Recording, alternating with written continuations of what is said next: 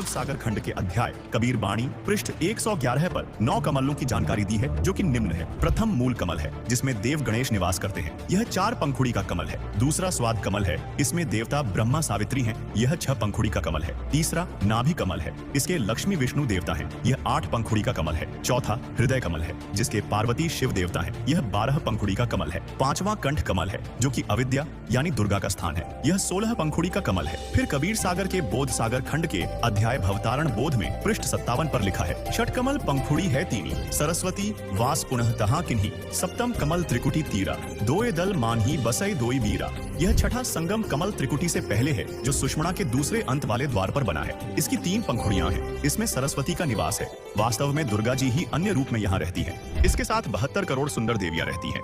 इसकी 3 पंखुड़ियां हैं। इन तीनों में से एक पंखुड़ी में सरस्वती तथा 72 करोड़ देवियां, जो ऊपर जाने वाले भक्तों को आकर्षित करके उनको अपने जाल में फंसाती हैं। दूसरी पंखुड़ी में काल अन्य रूप में रहता है। मन रूप में काल का निवास है तथा करोड़ों युवा देव रहते हैं, जो भक्तमतियों को आकर्षित करके काल के जाल में फंसाते हैं। तीसरी पंखुड़ी में परमेश्वर जी हैं, जो अपने भक्तों को सतर्क करते हैं, जिससे सदगुरु के भक्त उन सुंदर परियों के मोह में नहीं फंसते। 7वां त्रिकुटी कमल है, जिसकी काली तथा सफेद 2 पंखुड़ियां हैं। काली में काल का सदगुरु रूप में निवास है तथा सफेद में सतपुरुष का सदगुरु रूप में निवास है। 8वां कमल यानी अष्ट कमल, जिसे सहस्त्र कमल भी कहते हैं, जिसमें काल ने 1000 ज्योति जगाई है, जो ब्रह्मलोक में है। इसको संहस्त्र कमल कहते हैं। इसकी 1000 पंखुड़ी है, जो छोटी स्थान पर होता है।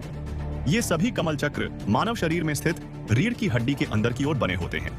यह सिर में जो छोटी स्थान है, उसको ब्रह्मांड कहा जाता है। जैसे कई ऋषियों की लीला में लिखा है कि वे ब्रह्मांड फोड़कर निकल गए। इनके सिर में तालू के ऊपर और छोटी स्थान के बीच में निशान बन जाता है। शरीर त्याग जाते हैं। वे शून्य में भ्रमण करते रहते हैं। वे ओम अक्षर का जाप तथा हठ योग करके यह गति प्राप्त करते हैं। महाप्रलय में नष्ट हो जाते हैं, फिर जीव रूप में जन्मते हैं। इस सिर के ऊपर के भाग को ब्रह्मांड कहते हैं। यह 8वां कमल ब्रह्मांड में इस प्रकार कहा है।